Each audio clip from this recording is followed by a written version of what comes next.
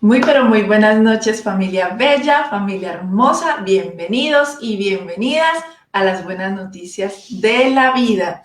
Yo soy Diana Buitrago, psicóloga, y para mí siempre será un privilegio, un placer, un honor acompañarlos todos los martes a las 7 de la noche en este espacio que hemos construido para conocer nuestras etapas de la vida y sobre todo cómo adelantarnos, cómo prevenir la enfermedad, cómo prevenir los problemas a lo largo de nuestra etapa de vida en la que nos encontremos. Este es un espacio donde hemos hablado de niños, de adolescentes, de adultos jóvenes, de adultos intermedios, y hoy nos encontramos en este mes de junio en el ciclo del adulto mayor. Y hoy sí que se deben de quedar con nosotros, sea que tengan adultos mayores o sea que estén en ese camino para llegar a ser adultos mayores, porque hoy vamos a hablar de los problemas de salud mental del adulto mayor. Para eso vamos a tener un invitado muy especial. Entonces vamos a estar hablando de las demencias, vamos a estar hablando sobre todo del Alzheimer, de la depresión en el adulto mayor.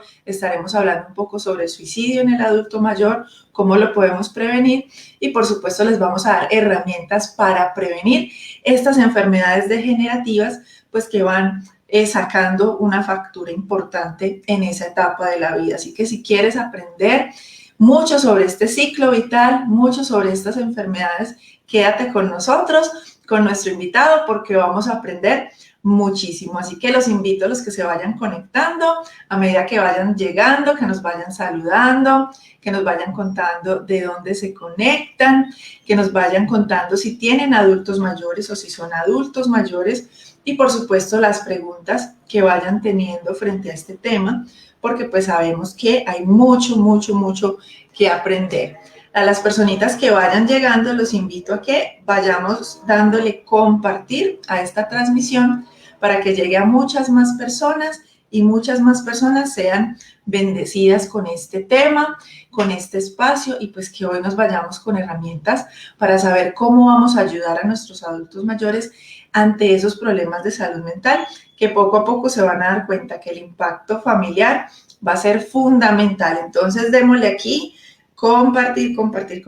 Aquí ya lo estoy compartiendo para que llegue a muchas más personas. Y los invito a que ustedes también lo hagan. Muy bien. Vamos entonces a saludar a nuestro invitado de hoy. Se trata del psicólogo Felipe Aragón. Hola Felipe, bienvenido. Él es diplomado en trastornos psicológicos y sí que sabe de este tema, así que no se imaginan todo lo que vamos a aprender hoy con él. Bienvenido, gracias por estar con nosotros. No, siempre es un placer pues estar aquí. Realmente va a ser una charla muy fructífera. Esperemos que aquellos que tienen, como ya lo mencionaste, abuelos, adultos mayores en casa o que ya estén en transición para iniciar esta tercera edad, pues estas herramientas que les vamos a brindar les ayuden bastante. Teniendo en cuenta también que mi experiencia dentro de la parte de la neuropsicología es bastante ardua, y eso es neuropsicología a lo loco. O sea, hay unos temas muy interesantes que vamos a tocar y esperemos que les sea de mucha utilidad como siempre.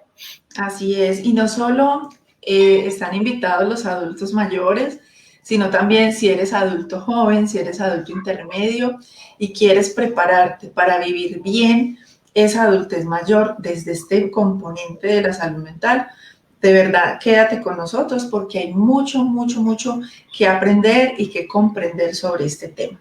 Entonces, Felipe, como tenemos mucho de qué hablar, vamos empezando con nuestro tema de hoy.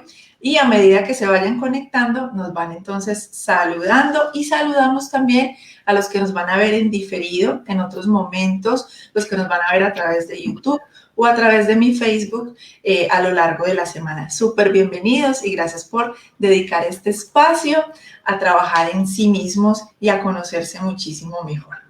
Muy bien, ¿cómo afrontar los problemas de salud mental del adulto mayor?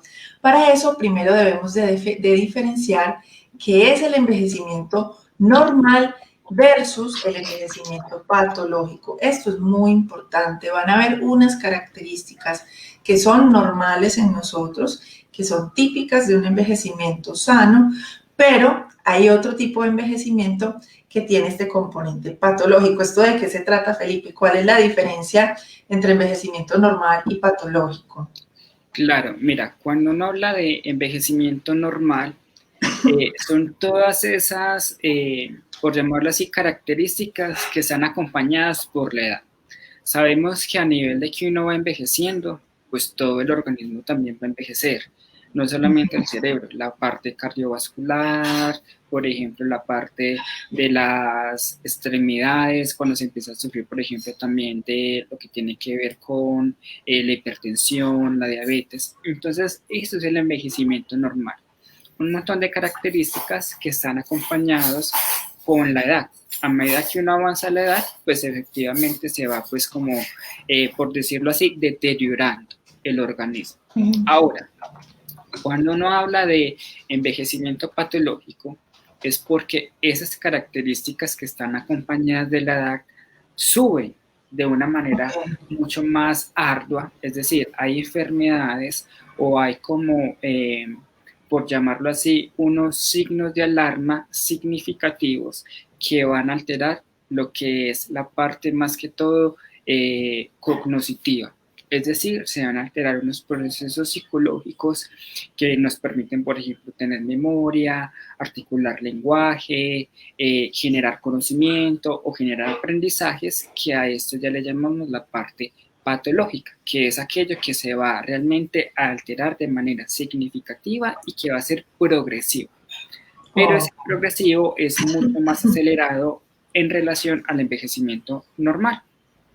Ok, entonces el envejecimiento patológico se refiere a esas enfermedades que van a ir afectando nuestro cerebro en esta etapa de vida y lo van a ir degenerando, dañando muchísimo, muchísimo más rápido. Entonces, la idea es que todos podamos tener un envejecimiento normal y podemos hacer muchas cosas. Ahorita les vamos a contar, es mucho lo que tú puedes hacer para tener un envejecimiento normal y no irte al lado del envejecimiento patológico. Obviamente no es una fórmula mágica y hay componentes genéticos pues que no podremos controlar, pero hacer nuestro esfuerzo perfecto, todo lo que esté en nuestras manos por cuidarnos en esta etapa de la vida. Hay algo muy importante aquí que Felipe y yo hablábamos y es el tema de los factores protectores de la vejez. Y hablábamos de cómo el apoyo familiar es el factor protector más importante para el adulto mayor. Y a mí me asombra pensar, Felipe y familia que nos están acompañando hoy aquí, cómo la familia es tan importante, cómo ese acompañamiento a lo largo de cualquier etapa de la vida, porque es que desde que somos niños, adolescentes, adultos jóvenes, miren que todas las etapas que hemos hablado, la familia sigue siendo fundamental y en esta etapa de la vida sí que es necesaria. ¿Por qué, Felipe? ¿Por qué es tan necesario en este momento el apoyo familiar? Mira, es muy importante el apoyo familiar por unas razones que realmente son como uno dice bobas, pero que tienen mucho sentido. Por ejemplo, cuando el adulto ya llega a la parte de que se va a jubilar, allí empiezan unos sentimientos, listo, se jubila, pero ¿qué hay después de la jubilación? Normalmente uno tiene un ciclo de vida, ¿cierto? Un proyecto de vida. Y ese proyecto de vida del adulto mayor ya llegó a un ciclo en el cual se hace como una especie de stand-by. Es decir, ya se partió mi vida laboral, logré la pensión y después de la pensión, ¿yo qué hago? Entonces, cuando hablamos de apoyo familiar es porque esa vejez también viene acompañada de enfermedad orgánica, hipertensión, diabetes, hipotiroidismo, todo lo que tiene que ver con falla renal, en fin, un montón de situaciones. Exacto, un montón de situaciones médicas que van a necesitar también de la ayuda familiar. Por ejemplo, en mi caso, mi abuelo es una persona ya, él ya tiene, va a cumplir 77 años. Él es diabético, es hipertenso y tiene una falla renal. Entonces, el apoyo familiar aquí, ¿cómo está? Por ejemplo, organizarle el medicamento. Porque como ya no tiene su misma función de antes, por ejemplo, de que se tenía que tomar y que no. Entonces ya tiene, por ejemplo, su pastillero. Tiene, por ejemplo, días en los que se le acompaña a que camine, porque ya no está, por ejemplo, para salir solo, precisamente porque por la edad también es un factor de riesgo ante otras situaciones, es decir, ante otras personas que puedan ser, por ejemplo, depredadores ante presas fáciles. Y los adultos mayores se convierten en presas fáciles para gente que es malintencionada, que efectivamente pues no solamente va a afectar a nivel monetario porque les pueden robar, sino que también van a afectar a nivel de ciclo vital. Es decir, un susto les puede causar un infarto o les puede causar, por ejemplo, una arritmia. Entonces son un montón de situaciones que uno como familia pues está dispuesto a prevenir. Entonces, desde esa prevención, ¿uno qué hace? Apoyarlo en situaciones que necesite. El medicamento, lo que tiene que ver, por ejemplo, con las salidas al médico y generarle también ese apoyo en que no están solos, porque ese es otro sentimiento de los abuelos, que van sintiéndose que están solos, se sienten abandonados. Entonces, por ejemplo, mi abuelo que es viudo, ya no está mi abuela, entonces está el sentimiento de que ya no está la pareja con la que vivieron casi 50 años, entonces uno empieza allí como familia a brindarles ese otro amor que hace falta muchas veces para que el sentimiento de soledad no sea tan exacerbado y no desencadenemos, por ejemplo, en una depresión o en un posible suicidio en esta etapa del desarrollo. Y eso le llamamos conexión. Esa conexión con la familia, pues es un factor protector, el sentirnos pertenecientes, el sentirnos importantes y sentirnos valorados sin importar la edad. Por aquí hay unas personitas conectadas, les damos la bienvenida. Gracias por estar con nosotros. Por favor, denos el saludito, de dónde se conectan.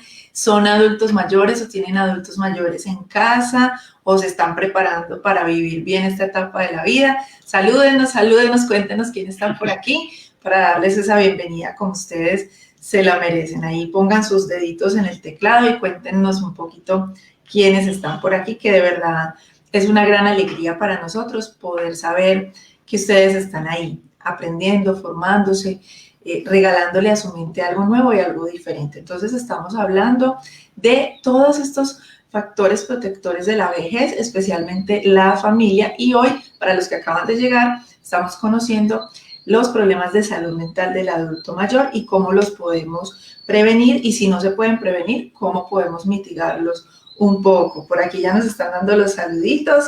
Lady, bienvenida, gracias por estar con nosotros. Dices, hola Doc, buenas noches, un súper abrazo desde La Ceja. Debes estar por allá con el frito de La Ceja. Bienvenida, Lady. Gracias por estar con nosotros siempre en este espacio. Por aquí está Alba. Bienvenida, Alba. Espero que hoy aprendamos muchísimo sobre este tema y que sea de mucha bendición para tu vida y la de tu familia. Bienvenida. Muy bien, y por ahí los que también estén llegando nos dan su saludito. Bueno, familia, hablemos un poquito de la depresión en el adulto mayor, que es un elemento importante. Entonces ya hablamos del envejecimiento normal, el envejecimiento patológico y del factor protector de la familia para el adulto mayor. Ahora, hablemos un poquito de la depresión. Esto es muy importante tenerlo en cuenta. La depresión se activa cuando nuestro entorno se empobrece, cuando nuestro entorno pierde sabor, reforzadores naturales. Cuando nuestra vida pierde eso, se va a empobrecer y esto es un factor de riesgo para el adulto mayor. En esta etapa pasan muchas cosas. Lo que decía ahorita Felipe, entonces está la jubilación, están los cambios físicos. De hecho, Felipe, en el ciclo anterior, muchos decían, ay no, yo no quiero llegar a la vejez, yo no quiero llegar a todo ese deterioro, porque de alguna manera se hace un duelo, pero yo les decía que las investigaciones nos muestran que el adulto mayor tiene un chip que cambia, que le permite aceptar también este deterioro y compensarlo y vivirlo con una actitud muy positiva. Entonces, algo se prende en nosotros para vivir bien cada etapa. Miren qué lindo, o sea, el desarrollo humano es algo hermosísimo, cómo estamos dotados para vivir bien cada etapa. Ya retomando el tema de depresión, un entorno empobrecido, sin reforzadores, sin apoyo familiar, sin una ocupación, sin sentirme conectado, útil, perteneciente, significativo, es un factor de riesgo de la depresión y realmente es muy alta en el adulto mayor. Hay investigaciones que nos muestran que es un poco más alta y más marcada entre adultez joven y adultez intermedia y muchos mejoran en adultez mayor y tienen una muy buena salud mental, pero hay muchas personas que no alcanzan como a tener esa experiencia y sigue siendo muy marcado el tema de la depresión. Aquí hay algo importante y te quiero compartir a ti, Felipe, y a todos, una investigación que me encontré que mencionaba un círculo vicioso en el que cae el adulto mayor. El adulto mayor llega con un problema de salud, llámese artritis, llámese colesterol, diabetes, etcétera, etcétera. Ese problema de salud, al traer ese deterioro físico, puede alimentar una depresión y la depresión afecta la respuesta al tratamiento. Entonces, un adulto mayor enfermo que esté deprimido no va a responder tan bien al tratamiento. ¿Y eso qué va a hacer? Que su problema de salud se haga más grande, que su depresión aumente, que su respuesta al tratamiento sea menor y se siga agrandando el círculo. Entonces, hay que tener en cuenta que este círculo vicioso pues es algo a lo que nuestros adultos mayores están expuestos y por eso es tan importante protegerlos de la depresión o si ya están allí, acompañarlos y ayudarlos a salir. El envejecimiento como tal va a afectar los diagnósticos de depresión, sobre todo porque también, y no sé si tú lo viste, Felipe, el envejecimiento hace que cuando vamos a hacer un diagnóstico nos demos cuenta y podamos pensar algo como no es una depresión, sino que es mal humor o es una demencia, entonces a veces es difícil de diagnosticar porque hay otros síntomas de otras enfermedades que también se parecen. Entonces, envejecer va a afectar un poco los diagnósticos. Y los tratamientos por este círculo vicioso que les cuento pueden ser poco efectivos. Miren la importancia de que actuemos para que rompamos este círculo. Una de las cosas que más afecta al adulto mayor es percibir su salud muy afectada. Eso es uno de los factores de riesgo que más pueden influir en la depresión. Entonces, ayudémoslos a cuidar de su salud, cuidemos nosotros nuestra propia salud y hagamos todo lo que podamos para que esos adultos mayores puedan tener un entorno muchísimo más enriquecido. ¿Qué piensas de esto, Felipe? De este círculo. De hecho, con eso último que mencionas, me recuerda mucho a lo que tiene que ver con el sentimiento de desesperanza. Por ejemplo, cuando una persona precisamente está en un tratamiento y ellos posiblemente no vean como el efecto del tratamiento. Lo que pasa es que el efecto del tratamiento muchas veces lo ves el externo, es decir, el médico o nosotros como familia. Entonces el sentimiento de desesperanza es precisamente eso de que yo no veo cambios, no veo mejoras, veo que el tratamiento no me sirve, pero cuando uno les hace como conciencia de, es decir, uno los lleva a que el hecho de no tomarse juicioso el medicamento te va a generar calidad de vida, entonces uno allí vuelve como otra vez a reconectar esa esperanza de...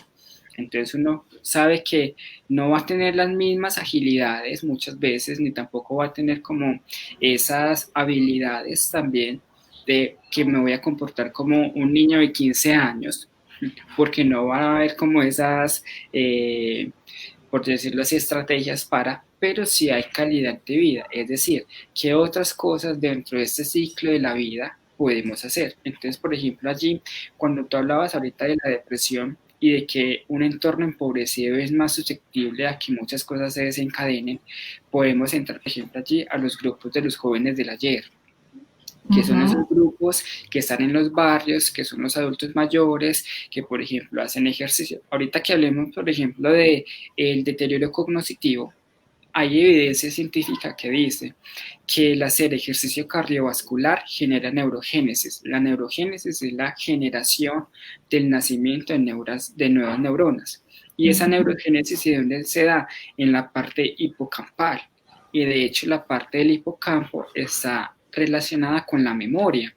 Entonces, mira que esto se vuelve también en un factor protector para, bueno, ya tengo un diagnóstico de esto, entonces, ¿cómo hacemos para que disminuya el aceleramiento como tal de la enfermedad y la tenemos un poquito por un periodo de tiempo? Entonces, mira que es un montón de cosas que cuando uno las entiende y uno genera también como conciencia de salud y de enfermedad, todo se da de una manera mucho más fácil y más menudita, por ejemplo, para la familia y hacerla también un poquito más transitoria, porque realmente la vejez viene con sus achaques Y dentro de ello también vemos también algunas movilidades reducidas, capacidades que ya no tengo la misma, por ejemplo, para cocinar, entonces empiezan las dependencias. Y allí también entra la familia para generar ese estado de que usted no es alguien que estorbe, ni tampoco es una carga, sino que usted también hace parte de la familia como tal. Entonces, a partir de allí es darle ese valor de la vejez digna que realmente deberían de tener todos los adultos mayores. Totalmente. Y antes de continuar, Felipe, por aquí nos saluda Beatriz, bienvenida, buenas noches. Nos saluda Vivi Sanabria desde Bogotá. Bienvenida, Vivi, gracias por acompañarnos hoy. Y César Romero nos dice buenas noches, muchas gracias por estos espacios. Gracias a ustedes por estar con nosotros. Ahora, conozcamos un poquito más, porque un adulto mayor se deprime o suicida. Nuestros adultos mayores también se suicidan. Y esto es importante tenerlo presente para nosotros ser factores protectores. Primero, por lo que mencionaba ahorita Felipe, los sentimientos de inutilidad, el sentir que ya no aporto, que ya no soy importante, que me tienen arrinconado en una parte de la casa, que me tienen en una pieza ya mientras todos están en otro lado, el que no me asignen ninguna labor, que no me pongan una responsabilidad, que no se le dé como esa sensación de capacidad. Esto comienza a empobrecer el entorno y a deprimir. También los sentimientos de carga y lo que llamamos el síndrome geriátrico. ¿Qué es eso, Felipe? ¿Qué es el síndrome geriátrico? El síndrome geriátrico tiene que ver con esos sentimientos que la persona va como sintiendo y va desarrollando. Precisamente tiene que ver con esos dos primeros, con un sentimiento de inutilidad y con un sentimiento de carga. Cuando uno va a un geriátrico, en los geriátricos uno siempre ve que son abuelos que tienen, por ejemplo, capacidad de movilidad reducida, entonces están, por ejemplo, en sillas de ruedas o que están postrados en la cama, que el medicamento, por ejemplo, tiene que ser a nivel intravenoso, entonces son un montón de cosas que dentro del geriátrico se vive. Entonces, cuando uno habla de síndrome geriátrico es porque este tipo de situaciones, la persona del adulto mayor que está, por ejemplo, en casa con uno, también puede llegar a sentirlos.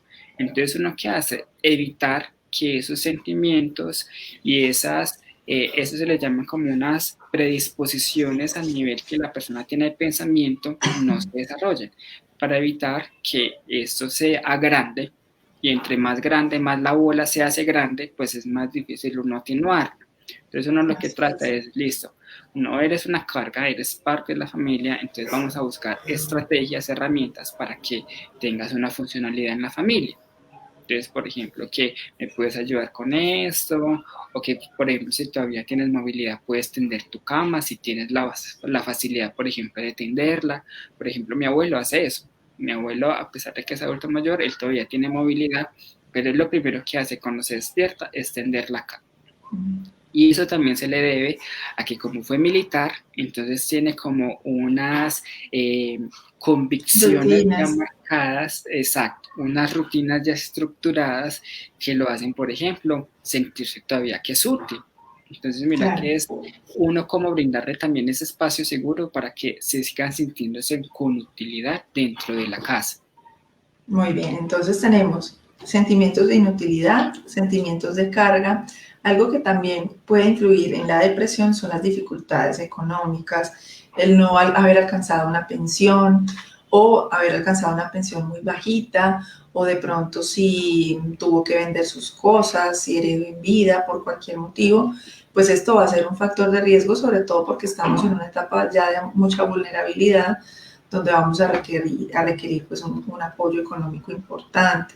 También las pérdidas emocionales, lo que ahorita Felipe mencionaba, perder a la esposa, perder a los hijos, ahorita con todo este tema de la pandemia, pues realmente nuestros adultos mayores han perdido mucho, al igual que nosotros, en diferentes etapas, pero ellos han perdido a sus parejas, a sus hijos, muchos de nosotros hemos perdido amigos, personas que hemos querido muchísimo. Entonces, esas pérdidas también van a ser un factor de riesgo. Vayan chuleando, vayan pensando en ustedes, en sus adultos mayores y miren como por dónde están para ir trabajando en eso. También el apoyo social inadecuado, un adulto mayor que no tenga redes de apoyo, que no tenga amigos, que no tenga para dónde irse a compartir, a charlar, a jugar dominó, a jugar cartas, a reírse, a sentarse en un parque con los amigos, a que le embetunen los zapatos, a que haga cosas que hacen parte de su vida, que eso lo vamos a hablar la próxima semana. Esto nos va a convertir en un factor de riesgo. Miren cómo, familia, yo quiero que esto les quede hoy súper claro. Un entorno empobrecido es un factor de riesgo para la depresión. Cuando enriquecemos el entorno, lo llenamos de elementos significativos, eso nos protege. ¿Y cuáles son esos elementos significativos? La conexión, la familia, el apoyo, los amigos. Así estemos enfermos. Si uno tiene todo eso, uno está feliz. Un propósito, conectar con un propósito, con un sentido de vida. Si yo logro incluir eso en mi vida, voy a evitar esto. Yo tengo, por ejemplo, consultantes que están en etapa de adulto intermedio que están muy preocupados de yo qué voy a hacer cuando llegue a adulto mayor, porque me siento sola, me siento solo.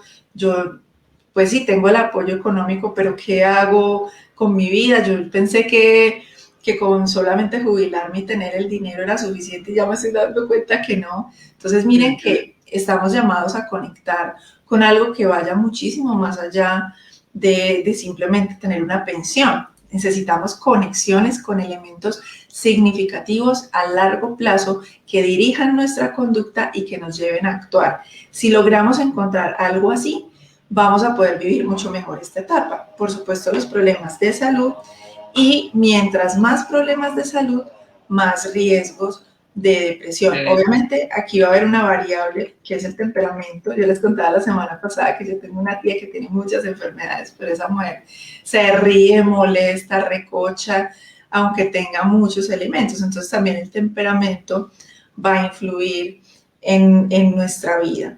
Aquí hay unas preguntas, Felipe, para que nos ayudes a responder y unos saluditos. David dice buenas noches a todos, bienvenido. Gracias, David, por estar con nosotros. Amandita Obando nos dice gracias por tan importante y excelente ayuda. Gracias por estar con nosotros.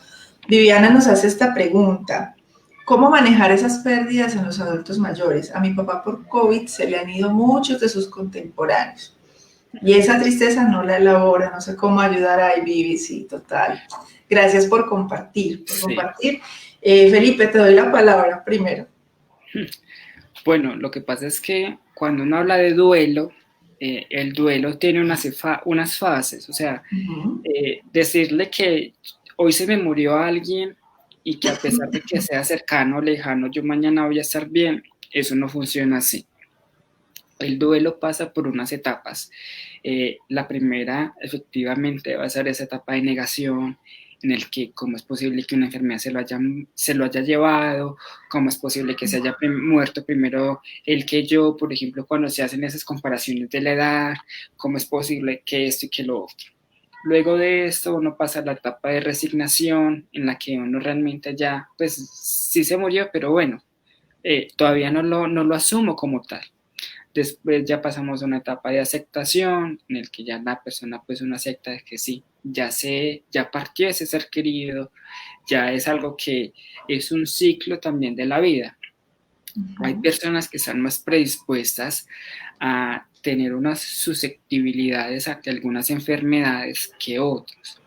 Tristemente, el COVID frente a otras patologías, pues hay una comorbilidad en que puede afectar más. Por ejemplo, si alguien fumaba cuando era joven y le dio COVID, sus pulmones están completamente afectados por la nicotina. Entonces, allí el COVID va a ser un efecto mucho más agudo, por ejemplo, que alguien que nunca haya fumado, o que, por ejemplo, alguien que tenga EPOC, o que tenga asma. Entonces, son un montón de situaciones que hay que hacer como entender de que la muerte hace parte del ciclo vital y que las enfermedades, todas las enfermedades mal cuidadas, mal diagnosticadas y también con unas estrategias médicas no bien implementadas, pues pueden desencadenar también en la muerte, precisamente porque todo procedimiento médico tiene también ese riesgo de que no va a ser 100% exitoso. Entonces allí, más que uno decirle, mira, en 15 días ya va a estar bien, eso no es así.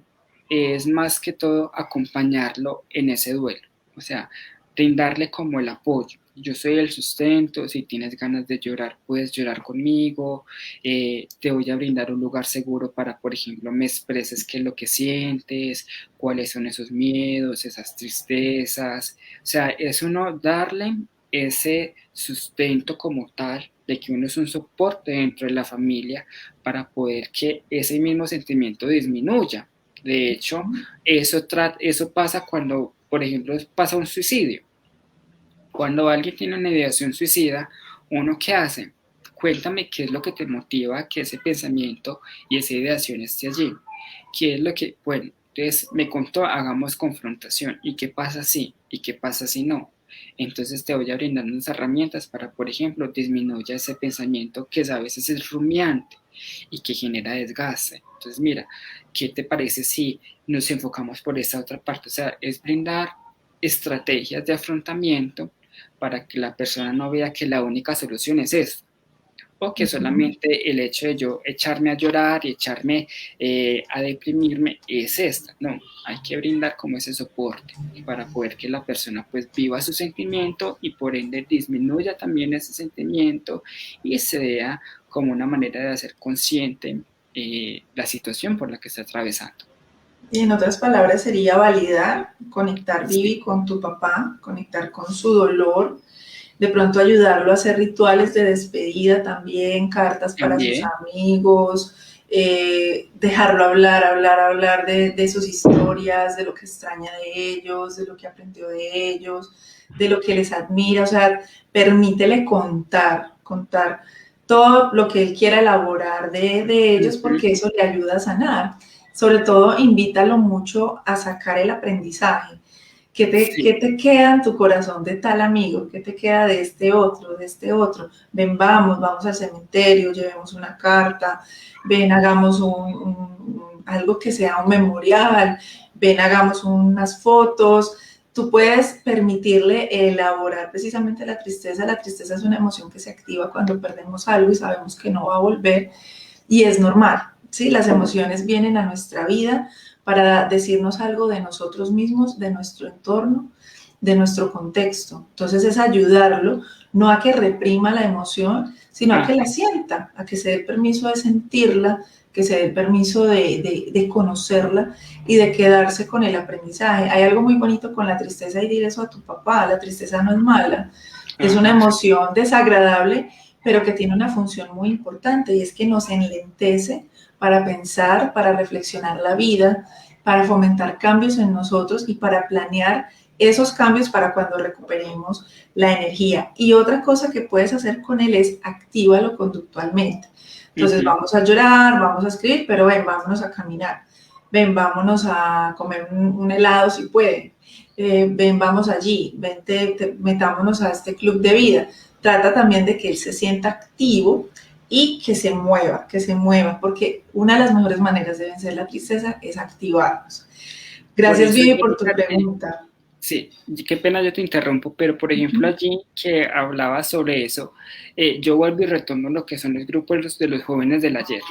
O sea, Total, créanme que eso a nivel terapéutico genera unas estrategias de lazos, por ejemplo, de redes de apoyo muy total. buenas.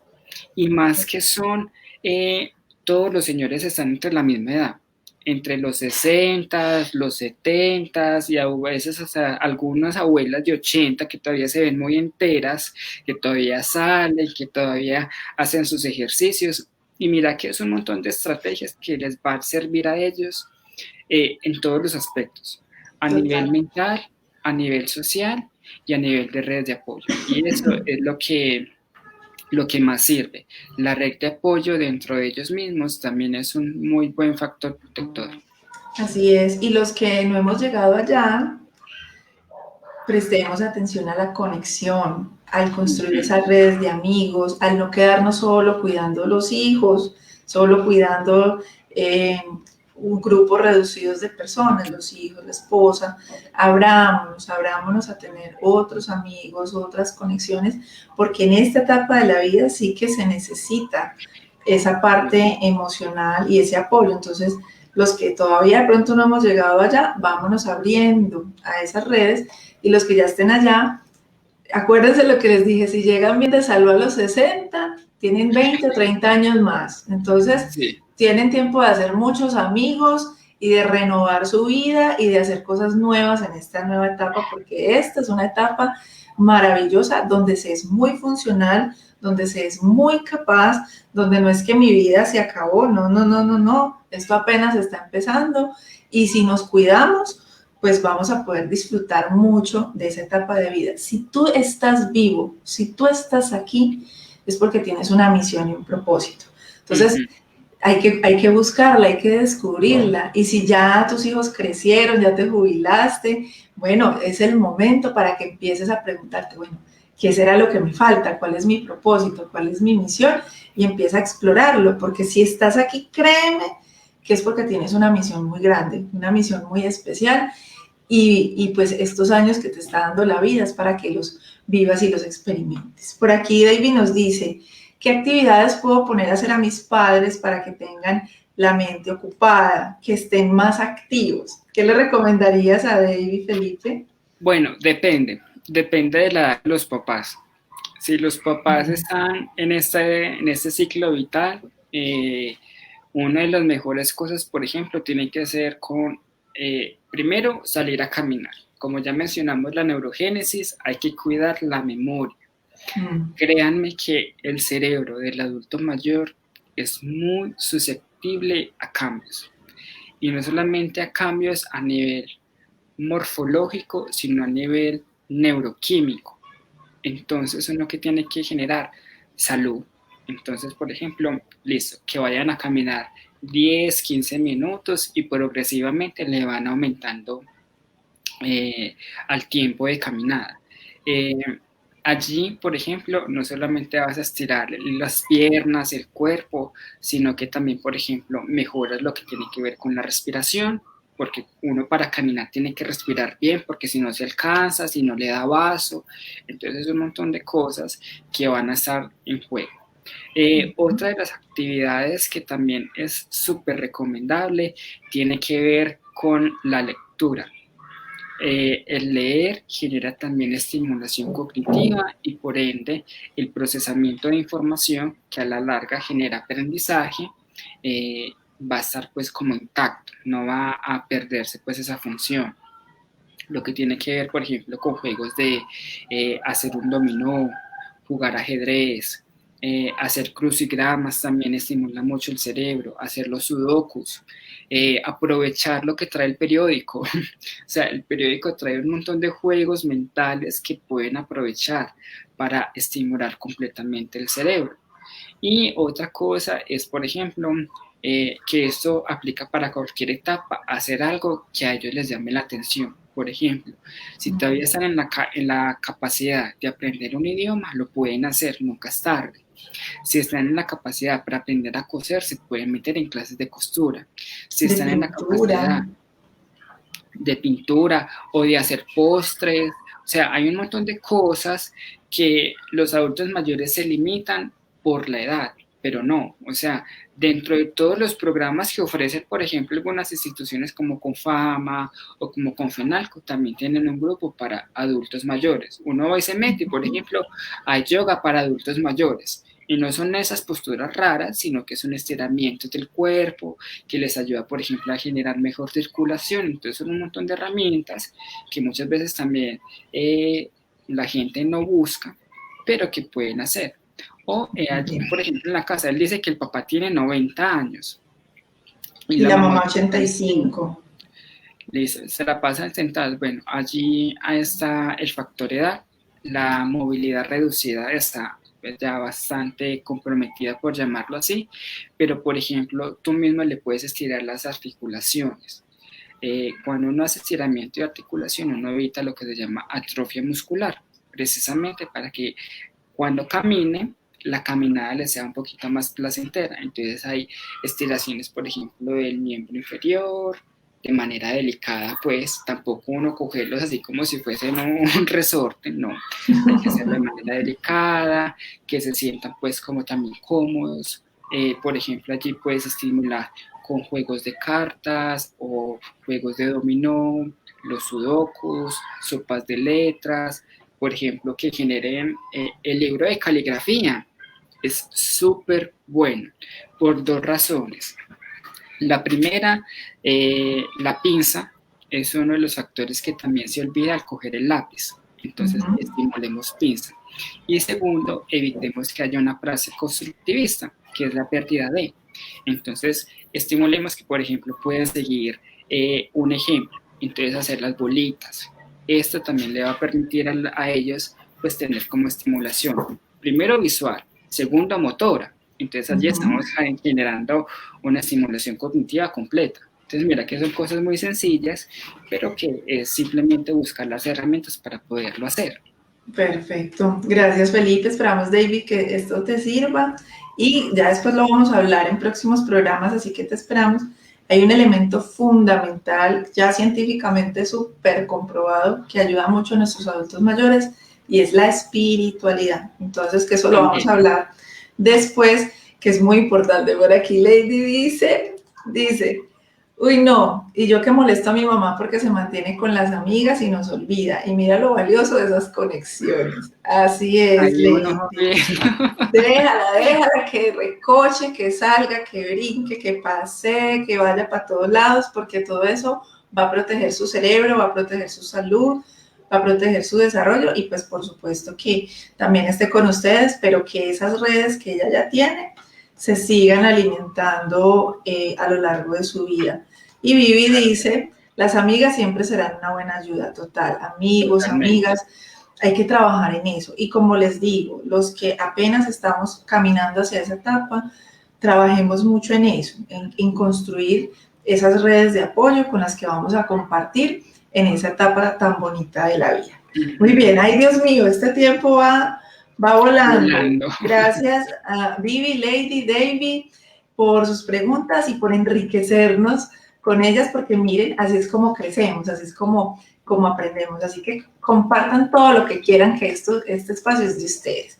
Muy bien, entonces ya hablamos envejecimiento saludable, envejecimiento patológico, ya hablamos un poco sobre la depresión, ahora vamos a hablar un poco sobre el deterioro cognitivo leve, porque este deterioro es un predictor o se ha encontrado desde las investigaciones que es un componente importante o un precursor importante de una de las demencias más, digamos, comunes y también pues fuertes, que es el Alzheimer. Entonces, vamos a hacer aquí un checklist. Todos vamos a investigar cómo estamos, vamos a ir chequeando, ¿listo? Le vamos a ir preguntando y ustedes van a ir analizando cómo están ustedes y cómo están viendo a sus adultos mayores. Entonces, vamos haciéndole las preguntas. Primero, ¿tienes olvidos más frecuentes? ¿Olvidas eventos importantes como citas o compromisos sociales? ¿Pierdes el hilo de los pensamientos o de las conversaciones, los libros o las películas? ¿Te resulta cada vez más abrumador tomar decisiones, planificar los pasos para realizar una tarea o comprender instrucciones? ¿Empiezas a tener problemas para orientarte en entornos familiares? ¿Te vuelves más impulsivo o muestras cada vez menos juicio? ¿Tu familia y amigos notan cualquiera de estos cambios? Si tu respuesta es sí a estos interrogantes, puede que estés teniendo un deterioro cognitivo leve. Cuéntanos un poquito, Felipe, esto de qué se trata. Bueno, el deterioro cognitivo leve es como, por decirlo así, un puente entre la vejez normal y un puente para predecir Alzheimer. Entonces, la persona por ejemplo, mi abuelo tiene un diagnóstico de deterioro cognitivo leve. Él tuvo un episodio de laguna mental en el cual se desorientó completamente. Él se estaba duchando y salió del baño casi desnudo porque no sabía dónde estaba. Y luego se reaccionó y a esto se le dio porque tuvo primeramente una alteración en el sueño. venía durmiendo 2, 3 horas. Entonces la higiene del sueño en los adultos mayores es súper importante y es un factor que uno dice, listo, no duerme, entonces hay que buscar estrategias para generar sueño. Y eso lo genera ¿quién? Un neurólogo. Por ejemplo, mi abuelo toma trazodona, que no es un hipnótico de las benzodiazepinas, sino que es un hipnótico que no genera dependencia, precisamente porque las benzodiazepinas en los adultos es un poco arriesgado hacerlo, porque puede generar una dependencia del medicamento. Entonces, en el deterioro cognitivo leve, volviendo pues al tema, es un trastorno que va a generar alteraciones a nivel de qué? De lenguaje, de memoria, de pensamiento y de juicio.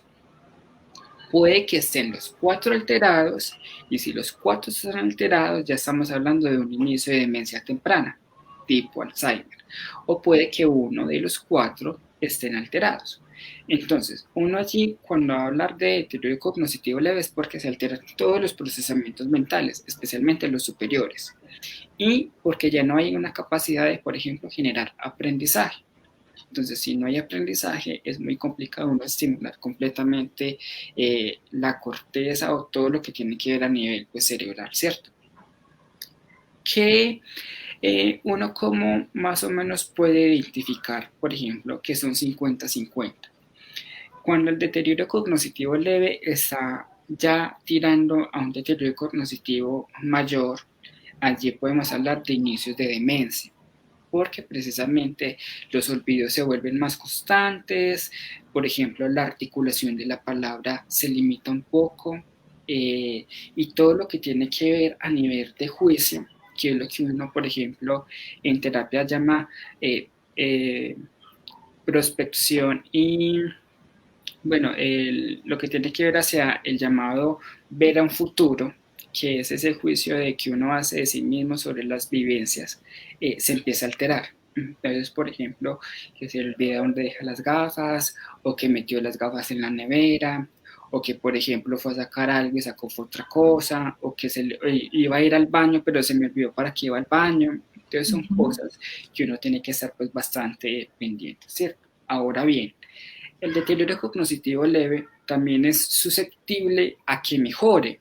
Es decir, como está en ese limbo, en el 50 que puede pasar y se puede quedar ahí, como en el otro 50 que puede desencadenar la demencia, entonces puede durar muchos años la persona con ese diagnóstico y puede de pronto ser susceptible a que mejore, es decir, a que si le hacen una evaluación neuropsicológica, la puntuación anterior se compara con la nueva y puede que la nueva sea mucho mejor.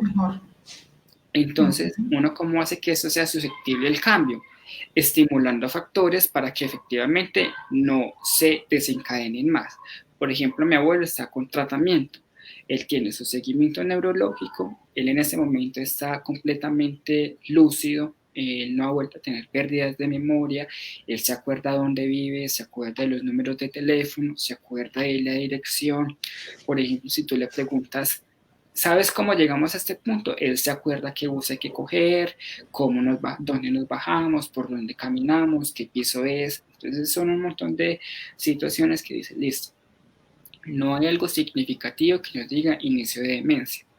Pero, por ejemplo, hay unos medicamentos como la rivastigmina, que son unos parches que los mandan por orden médica y que disminuyen ese deterioro avanzado, es decir, lo que hace es como generar unas conexiones a nivel de sinapsis que sea idónea para que, por ejemplo, en la demencia, ayer hablábamos que las neuronas como que se enredan.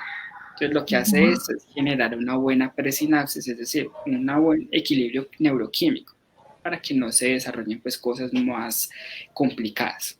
Total. Entonces, por aquí, perdóname que te interrumpa, Felipe, Lady nos dice, a los 35 ya se puede tener eso. Yo soy con muchas cosas en la cabeza y llega un momento en que se me olvida qué era lo que estaba haciendo, o eso es otra cosa, qué susto. No, es otra cosa. El deterioro cognitivo leve está íntimamente relacionado con la edad, o a menos que hayas tenido un accidente cerebrocardiovascular en el cual pues haya una pérdida significativa de la masa encefálica o de alguna estructura encefálica a nivel de hipocampo, a nivel, por ejemplo, de lóbulos frontales o lóbulos temporales. O sea, más que todo son estructuras que se afectan. Pero a la edad de 35 años, yo diría más bien que eso podría ser, por ejemplo, como una ansiedad, que en la ansiedad tenemos unas fugas de ideas constantes y pues como hay tanto pensamiento rumiante, no sabemos qué pensamiento seleccionar, entonces allí podríamos decir, listo, hay cositas alteradas, pero no significativamente para un cierto deterioro cognitivo a los 35, no. O puede ser, Lady, generación sándwich. Tienes muchas cosas en la También. cabeza, hay mucho estrés y eso puede influir. Pero el deterioro cognitivo ya son palabras mayores. Incluso enseguida les vamos a mostrar cómo podemos prevenirlo. Pero antes de eso, porque ya estamos en la línea del tiempo. Sobre el tiempo. Alba nos dice algo súper importante. ¿Tú qué le dirías a Alba? Yo creo que muchos se hacen esta pregunta. ¿Qué hacer cuando no le gusta ir al médico? Porque hay muchas maneras de ayudarlos, de mitigar, pero si no quieren ir al médico, ¿qué hacemos? No, mira, uno dice, le voy a meter cuento, como para concientizar, pero realmente hay que hacer un poquito de psicoeducación en la casa. Entonces uno dice, listo, vas a ir al médico porque es bueno para tu salud, te debes de hacer chequear, hay que tener en cuenta que, por ejemplo, hay enfermedades que no nos podemos dejar coger del día, por ejemplo, una diabetes. Mi abuelo tiene diabetes y la diabetes genera unos cambios a nivel de neuroquímicos muy, muy tesos. Por ejemplo, mi abuelo tiene en ese momento también un diagnóstico de neuropolipatía, que es la pérdida de la sensibilidad porque ya no hay mielina dentro de esos que generan los conductos eléctricos, entonces él no tiene sensibilidad en la planta de los pies. Entonces, esto se debe, por ejemplo, porque en su juventud él bebió mucho y como el guaro es algo que está hecho de anís, eso es puro azúcar, el azúcar, eso es un predisponente para la diabetes. Entonces mira que hay que concientizar de enfermedad y que las enfermedades son tratables. Lo único que no tiene solución en la vida es la muerte. De resto, mientras hay vida, hay esperanza. Y si hay esperanza como tal, va a haber calidad de vida. Entonces siempre hay que generar listo. Y de hecho por eso se ha prolongado la vida del adulto mayor, porque ya hay muchos tratamientos y muchas formas de compensar muchos elementos. Claro. Felipe, ¿te parece si les compartimos cómo podemos prevenir este deterioro? Entonces hay varias cosas que hay que tener en cuenta. Primero, no fumes y evita el consumo excesivo de alcohol. 2, limita la exposición a la contaminación del aire. Yo sé que pues es un poquito difícil, pero tomar espacios para oxigenarnos es muy importante. Reduce el riesgo de lesiones en la cabeza. Entonces, ¿aquí a qué nos referimos? De pronto los jóvenes que son muy impulsivos o de pronto los que tienen algún tipo de labor, de práctica, de hobby que implica golpes en la cabeza, pues esto hay que reducirlo para prevenir estos deterioros. Controla la diabetes, la hipertensión, la obesidad y la depresión, intervención. O sea, si ya estamos en depresión o vemos que estamos como empezando, busquemos terapia, busquemos ayuda para evitar que esto avance, porque recuerden que por la depresión se complican los tratamientos, porque la depresión no deja que la persona se adhiera, no deja que lo aproveche de una manera adecuada, entonces esto hay que controlarlo a tiempo. Practica una buena higiene del sueño, que era lo que decía Felipe, y maneja las alteraciones que tengas en el sueño. Lady, esto es para ti. Consume frutas y verduras y alimentos bajos en grasas saturadas. Esto viene, lo hemos hablado desde la niñez. Estas benditas frutas y verduras sí que son importantes en nuestra vida. ¿Listo? Y bajos en sal. Bajos en sal. Interactúa socialmente con los demás. Haz ejercicio regularmente a una intensidad de moderada a fuerte. Miren que no son los 10 minuticos, o sea, es que en verdad nos comprometamos y vayamos cogiendo resistencia, fuerza, le saquemos ese tiempo a nuestra parte física. Sí. Usa un audífono si tienes pérdidas auditivas. Y lo que decía Felipe, que de alguna manera esto es como un resumen de lo que hemos hablado de la prevención. Estimula tu mente con rompecabezas, con juegos y con entrenamientos de memoria. Si ponemos en práctica estas recomendaciones desde que somos chiquitos, adolescentes, adultos jóvenes, adultos intermedios, vamos a poder llegar con un cerebro bien chévere, bien saludable, con su envejecimiento normal, pero pues muchísimo mejor a esa etapa de la vida. Ahora, algo importante para que ya hablemos del Alzheimer es el tema de las demencias. Entonces miren que estamos escalando. Ya vamos en el siguiente nivel, que son las demencias. ¿Qué son las demencias? Son grupos de desórdenes neurológicos que van a afectar el funcionamiento emocional, social, físico y cognitivo de la persona y van a estar relacionados con problemas en la memoria y con problemas en el pensamiento. Y la demencia más severa y que queremos hoy como enfatizar es el Alzheimer, porque pues sabemos que para muchos de ustedes en sus casas, ustedes tal vez tienen familiares que están padeciendo de esta enfermedad o amigos o quieren conocer más de ella. Les voy a compartir, Felipe y familia, algunas de las características para que profundicemos un poquito allí. Entonces, claro que sí. Les voy a contar cómo se va dando el proceso, cómo empieza y cómo se va marcando para que ustedes se vayan ubicando y vayan haciendo prevención. Inicia con problemas sutiles de memoria, en especial memoria reciente. La memoria a largo plazo, como está almacenada de otra forma en nuestro cerebro por tanto tiempo, pues no se pierde de entrada, pero sí lo de corto plazo. Comenzamos con personas que ya van a tener conversaciones repetitivas y desorientación, van a tener dificultades para reconocer sus familiares, entonces ahí vamos escalando. Luego vamos a ver dificultades para reconocer objetos o nombres, vamos a ver en la persona pérdida de habilidades de autocuidado, vestirse, bañarse, ya se empieza a afectar la comunicación y el apetito, empezamos a ver dificultades para entender la emoción del otro y dificultades para regular la emoción propia. Entonces ahí va escalando la dificultad. Y las personas, pues por supuesto por su demencia, se pueden volver muy dependientes de sus familiares, que era lo que ahorita Felipe nos mencionaba al inicio. Entonces, así es como vamos escalando, como vamos viendo que empiezan a aparecer y a agravarse las demencias. Esta demencia tipo Alzheimer es progresiva, no tiene cura. Y esto me parece súper importante, Felipe, que lo aclaremos. ¿Cómo es eso de que se le puede olvidar respirar o comer? Claro. De hecho, la gente se muere de demencia por eso, de la demencia tipo Alzheimer, porque como vieron en la presentación anterior, son unas seguidillas, ¿cierto? Que van pasando. Entonces, por ejemplo, cuando llegamos aquí, que se afecta la comunicación y el apetito, allí es cuando la persona olvida que tiene hambre, así de sencillo, o sea, se te olvida que tiene hambre, o se te olvida que tienes que respirar, simplemente porque ya a nivel de lo automático, ya no se vuelve tan automático.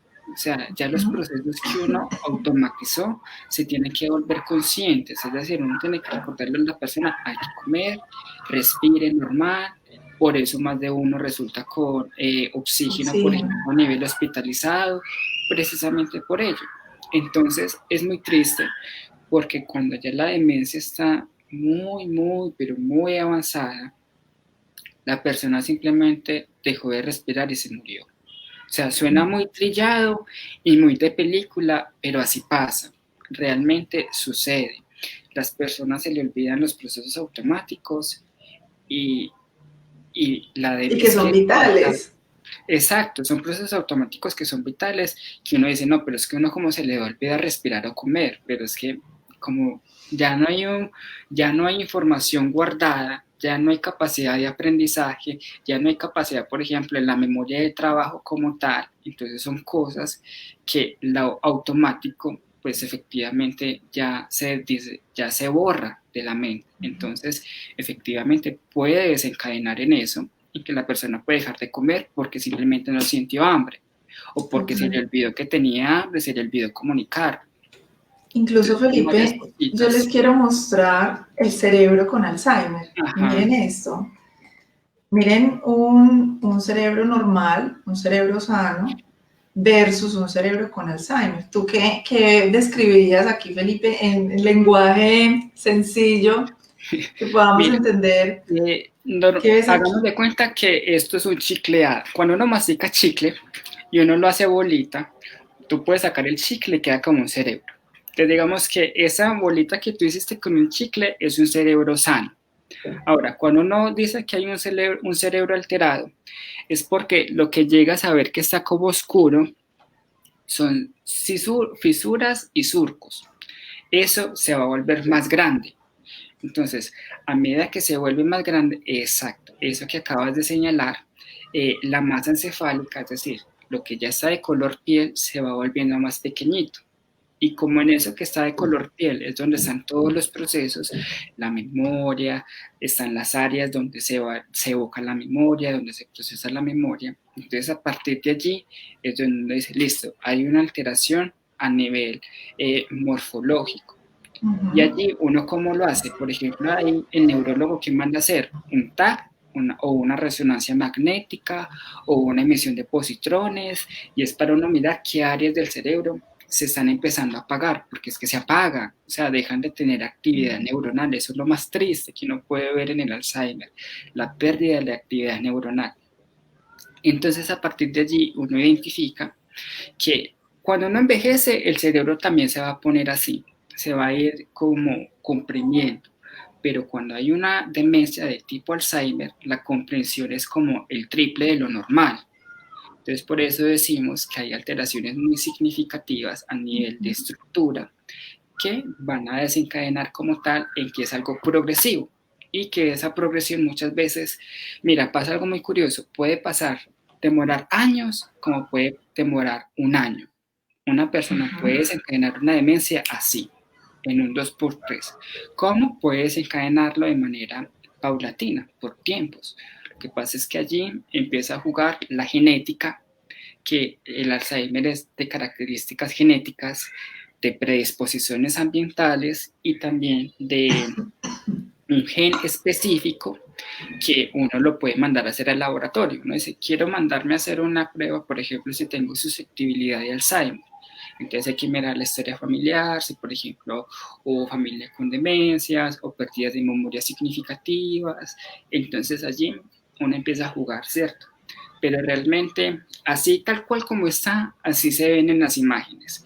Un cerebro sano se va a ver relleno como algo construido bonito y un cerebro enfermo por Alzheimer se va a ir viendo deteriorado y más pequeño a nivel de masa encefálica.